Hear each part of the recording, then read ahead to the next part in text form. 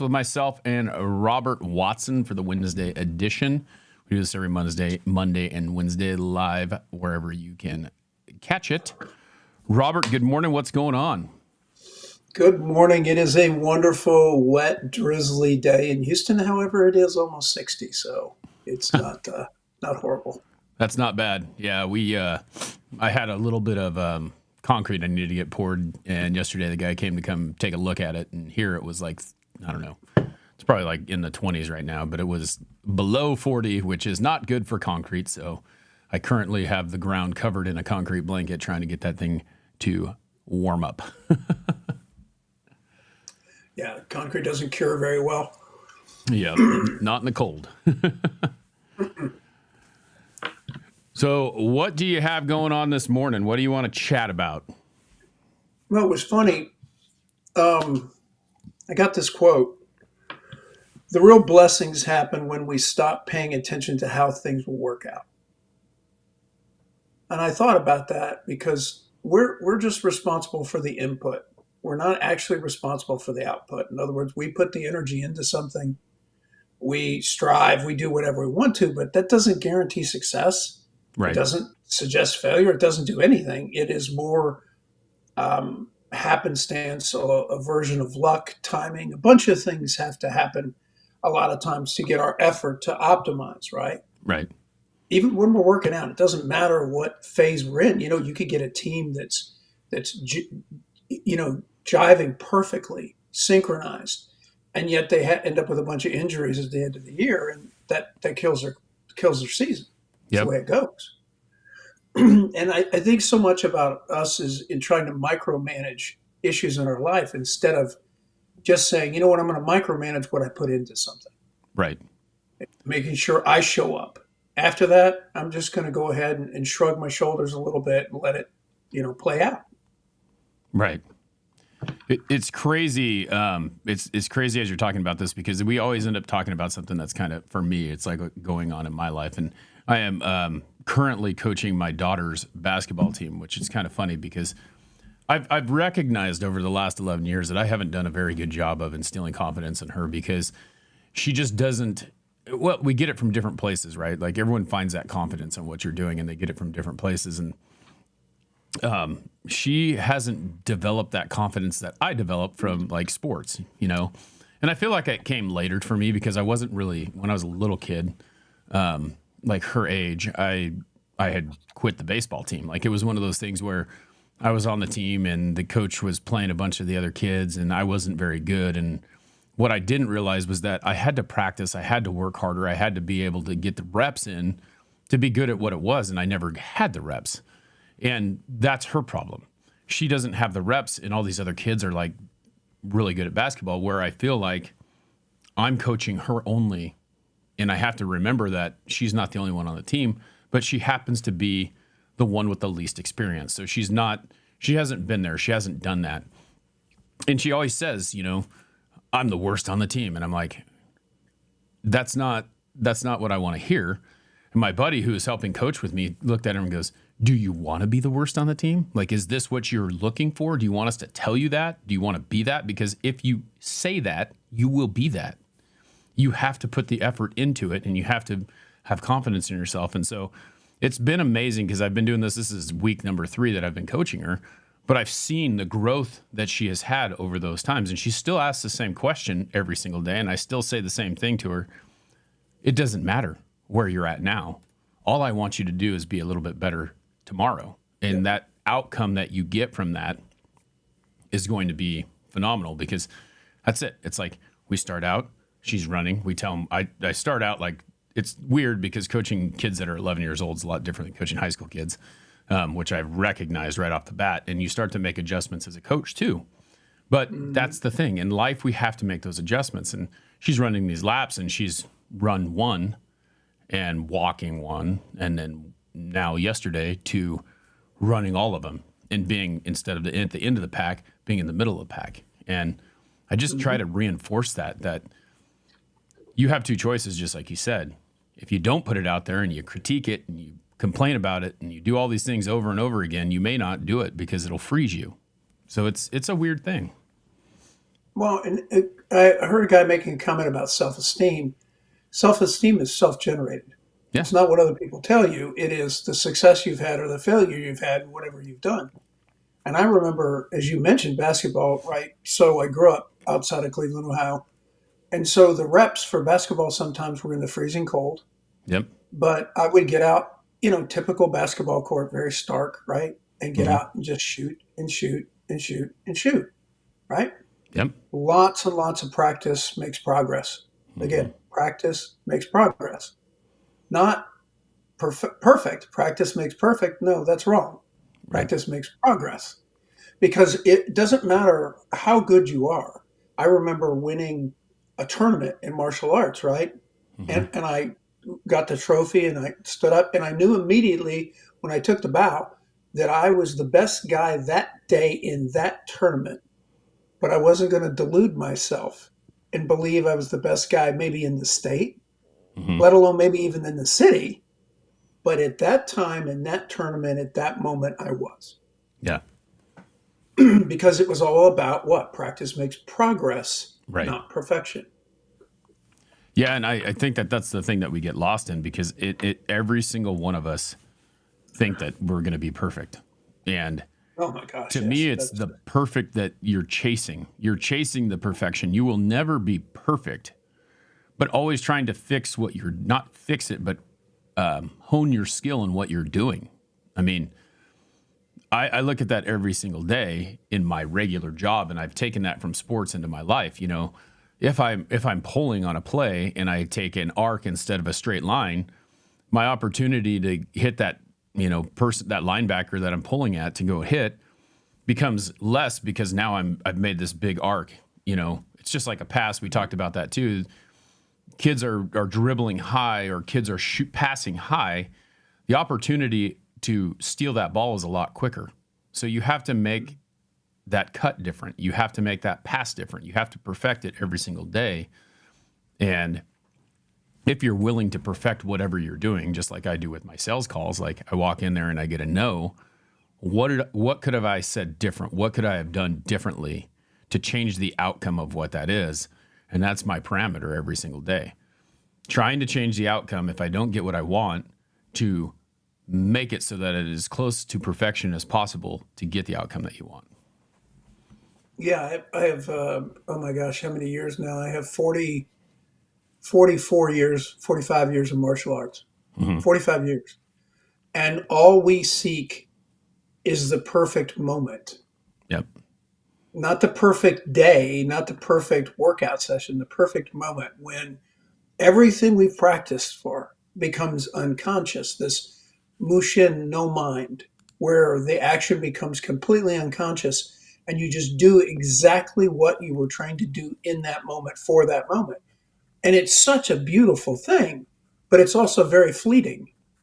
You only get a few of those. Right. It's not like you're living in perfection, it is you're living in progress over and over again. It's always about the progress. Yeah. And that's a great, to me, like that's the whole point is to just make sure that I think that's a great way of putting it because I hear all these other things. Practice makes perfect, practice makes permanent, practice makes this, practice makes that. But in reality, it's that progress and the reps that you get in. And that's the other conversation that I continually have with my daughter is that if you go to practice, practice is harder than the game. That's all there is to it. Should be. It, Yeah. it, it yeah, it should be. And that's the thing. It's like you work harder at practice than you do at the game because at the game, you're not thinking about the things that you're not thinking about the things that you practice. You're making that progress because now you've put that practice into play and you need to be able to execute that in a game. Yeah. And they've always said you play like you practice. And Exactly. really, truthfully, you do. I mean, now I will say that in a lot of sports, I played better than I practiced, meaning at that moment, from whatever heightened ability, right? Hmm. That because of the way I was juiced, I was just more in the moment and I played better than I practiced, which was fine because I practiced really hard. Right. And I think that's what Michael Jordan was trying to say is he was always the last guy off the court. Why? I'm going to practice really, really hard and hope that I can elevate my game even more. Right. in the game.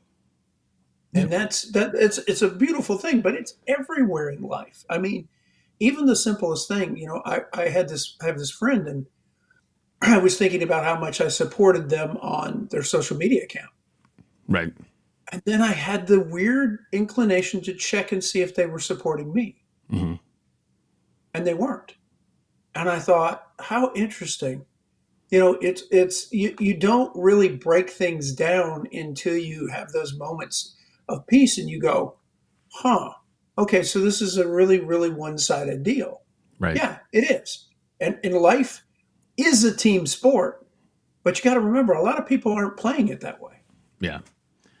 You know, It's pretty crazy too. Like, you mentioned Michael Jordan talking about how he practiced harder than he played. Like, practice was where games were won. Practice isn't, the game is not where the game is won.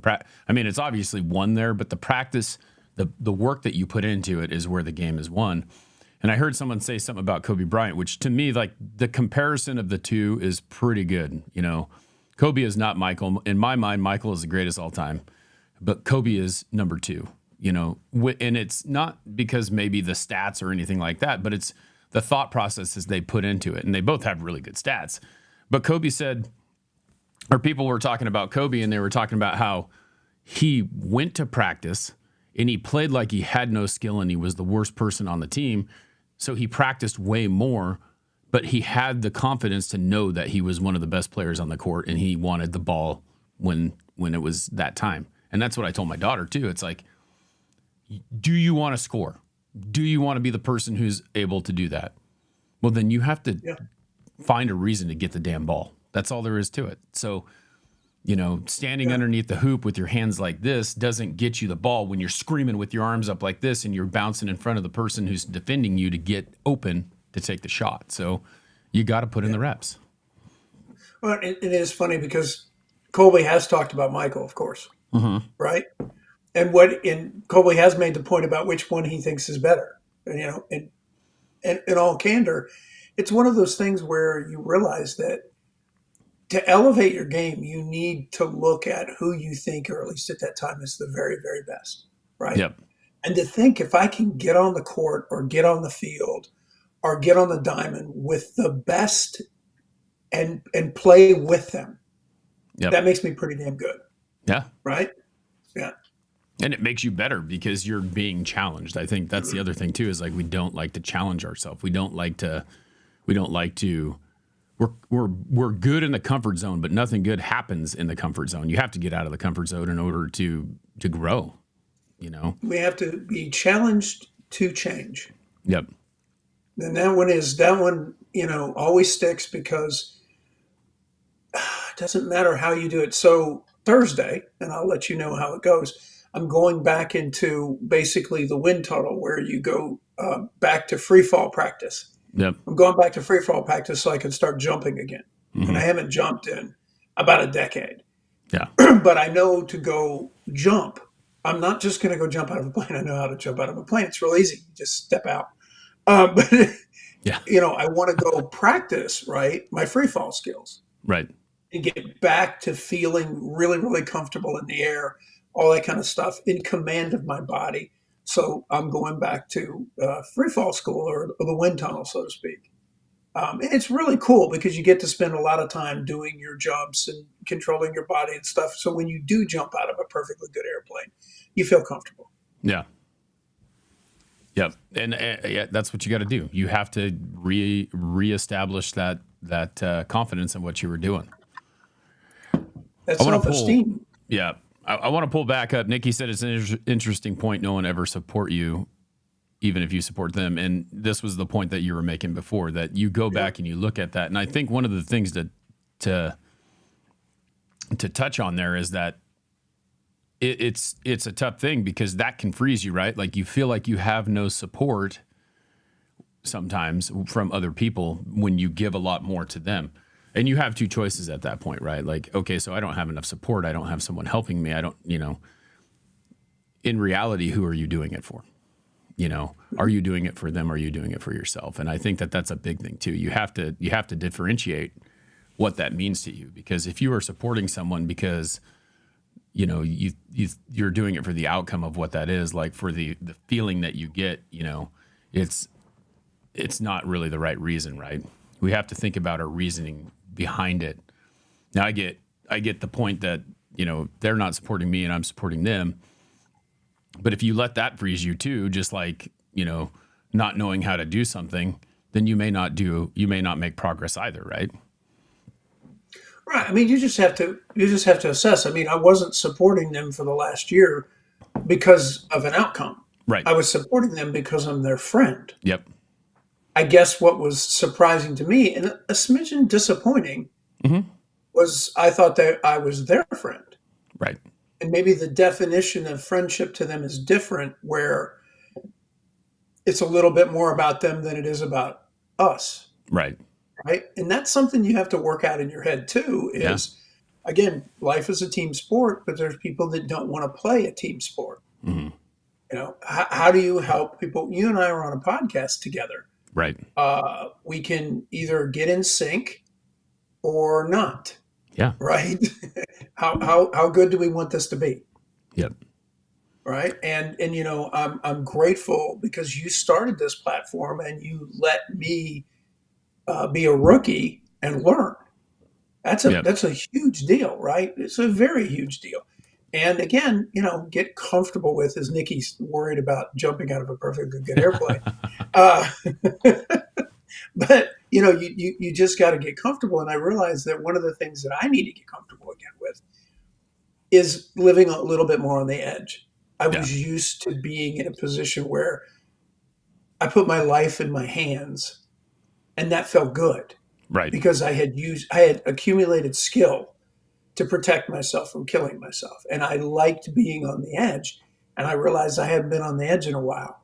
And I said, I've lost that edge. So I got to go get it back. Yeah. And that's the thing. It's really, to me, it's like, that's something that I want to do anyway, but I want to, at some point, I'm going to try it. Get to the point where you can start training people, and I'll come to Texas and I'll jump out of a plane with you.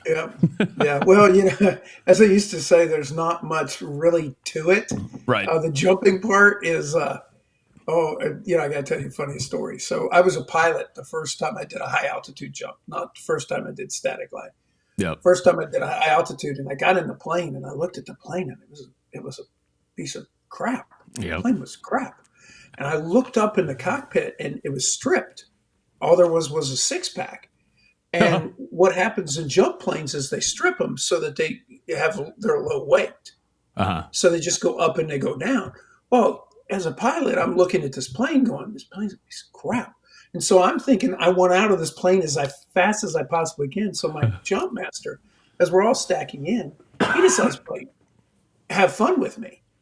And so he taps me on the shoulder and he says, "Hey, listen, if we get to 1,000 feet and the plane starts to go down, I'm going to pull your chute and push you out." And I'm like, okay, because he's right behind me. Okay, that's valuable, I think. For what reason? And of course, the next question on my mind, and he knew I was going to say this, well, what happens if we're below 1,000 feet, right? Because that's the next question. Well, you're going to die. You ain't going to make it. You ain't going to make it. I'm like, good to know. So nonetheless, when I got to the point of getting on the edge of the thing, get ready to jump out, I'm holding on to the thing desperately. And I'm thinking, all I want is out of this plane. Yeah. And the only thing I kept thinking about was looking back at the tail and thinking to myself, am I going to get hit by the tail? Oh, jeez. Am I going to get out fast enough? These are the pilot things I'm thinking about, right? Instead of just jumping out of a perfectly good airplane. Trust me, you fall just fine. Yep. Yeah, that's it. Yeah. No matter what distance you're at, you're still going to fall. Splat. Still going to fall. Gravity. Oh, yep, gravity is still there. I don't know, Nikki. Nikki says 101 reasons why I won't jump out of a plane. I'm like, I don't know. I mean, it's just like you said, like that's something that I feel like to me, the reason why I want to fly, the reason why I want to jump out of planes is because I want to feel like Superman. Like I want to feel like I'm actually, what is it like to actually fly as a person, not in a plane, because you get in this big old hunk of metal and you're like, if you think about it, it's actually pretty amazing how those things work, right? It's Yeah, it is. there's this weird angle from the bottom to the top of the wing that actually gives you lift. And if you and the only reason I know is because I took this fly math when I was in middle school. We had this awesome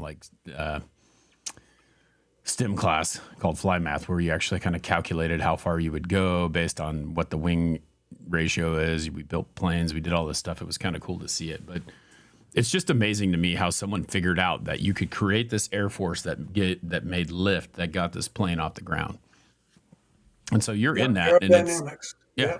You take it very for granted though, because you just get in this big old giant piece of tin that has these things sticking out that puts you in the air and you just go. But to actually feel that yourself, to me, that would be very, very cool. So I'm gonna have Well, to. and here's a little aside to this, and I know they didn't cover this in your math class, right? Uh, So, what happens when your plane wing starts to ice? it changes the angle. It does, and it changes the friction, and therefore it changes the lift, right? Uh, Right, because it now the disturbed air is not lifting you; it's being unevenly distributed, right? right. And so basically, you turn into an anvil. Oh, geez. That's Yes. crazy. That's crazy to think about. Like as you're thinking about it, I'm thinking, or as you're talking about it, I'm thinking about like as you're flying through the air because that angle is like it's flat and a curve, right? So you add more curve to the bottom of the wing. Now you get that choppiness, right? Like that's why I was going like this with my hands. Like I'm just picturing the wind hitting that round part because that's what ice kind of does, right? And bouncing. Ugh, no thanks. Yeah, so I came out of Aspen and I was heading out west and then south to Arizona, and I was coming through the mountains, and unfortunately the conditions were such that I was in clouds the entire time. Only problem with clouds in the middle of winter is they're full of water, and when you're in the middle of winter in Colorado, that water turns into ice on your wing. Right. So basically, I was flying and I looked down at the wing and I went, "Oh, geez, it's icing." Okay. And I'm like, I got to get out of this cloud because I'm now starting to build it up, but I can't see anything. So I Right. talked to Center and I said, "Hey, I've got, and this is so funny. Listen, hey, I'm icing." And Hmm. they said, "What kind of ice?" I was What? like, "Really?" Because there's a difference. And I told them, I looked down, told them what the answer was, and they go, "Okay." He said, "The only problem with getting lower is you're going to run into the mountain." And Right. I'm like, "Okay, can we get really, really close then, so that I don't fall out?" And so we got really, really close, but because I was on an instrument flight plan at that point, they were in control, and so basically they lowered me down to come outside of the cloud and still clear the mountain. Yeah. That's Yeah. yeah. It's Oops. amazing the adjustments you have to make in order to make sure that you survive and all the different weather conditions that you can run through. You're talking about Arizona and I'm thinking automatically about sun, but people don't realize that Arizona isn't all desert and there's places where it actually snows there. So it's just amazing all the different things that you have to work through. And if you hadn't practiced that, if you haven't planned for that, if you didn't have that person in your back pocket helping you, you could have gone down. I mean, that's all there is to it. Oh yeah. Yeah, and that's one thing I will tell you: the air traffic control people are some of the most fantastic people, and the only time you ever hear about them is when there's a mistake. Right. But what you don't hear about is the hundreds and hundreds of thousands of times that they help us out, and we get out of problems, and the near misses are way, way, way more than you ever imagine, and it's because of their skill that we're actually there. Yeah. Have you ever seen the movie Fabulous Pushing people. 10? Oh yeah, Yeah, is that reality? Like, I feel like that's yeah, it really the is. reality of the Yeah. situation where they have like 100 planes coming in, and there's a guy just sitting there saying, "Turn this way, turn this way, turn this way, go this way, go." Like you're in line, blah blah blah, and like if you mess that up by this much, it could be two planes colliding. It's crazy. Oh, yeah. The one I was number two for takeoff, and it was a 727 in front of me, and they basically cleared him for takeoff, runway 17, whatever it was. And he says, Roger that, no, have a 737 on final. They wanted, it was an inadvertent mistake, Yep. right? They were moving him into position before the 737 was landing. And again, it happens, Yep. right? But that's the feedback mechanism. That's why we both work to make sure everything gets done properly, right? Yep. Yeah. So, I mean, like I said, absolutely fabulous people. They are the most underpaid and overworked you will ever see. And it's strange when you fly enough, you know their voice, especially in certain areas like New Mexico Center and something like that, because it's really, really quiet over New Mexico. Not really a lot going on. So you get in and you get to know their voice as you do it multiple times, and and they get to know you, and it becomes very much like they're going to take care of you while you're up there. Yep. That's what's really, really super cool is you do develop these relationships. They're just amazing. Yep. Well, Robert, I want to thank you again for hanging out with me this Wednesday. Thanks everyone who is hanging out in the chat room. We got Nikki over there. I know for sure we've got a few people watching, and it's tough to see on TikTok because this program doesn't allow us to see the comments that are going on there. So I appreciate you there over there as well, Nikki, for moderating that. We will see the comments. We appreciate you guys being here. If you want to support the show, please subscribe, like, review over on Apple Podcasts. It helps us to push this out to more people. Brenda, thanks for hanging out over there on TikTok. If you want to support the show in another way, you can go to patreon.com/Wes Tankersley, and that helps us to continue to do the things that we are doing because, well, it does cost money here and there, and it is helpful to have new equipment and things like that. So we appreciate you. Robert, I hope you have a great day. You too, and thank you all for tuning in. Yep, we appreciate you.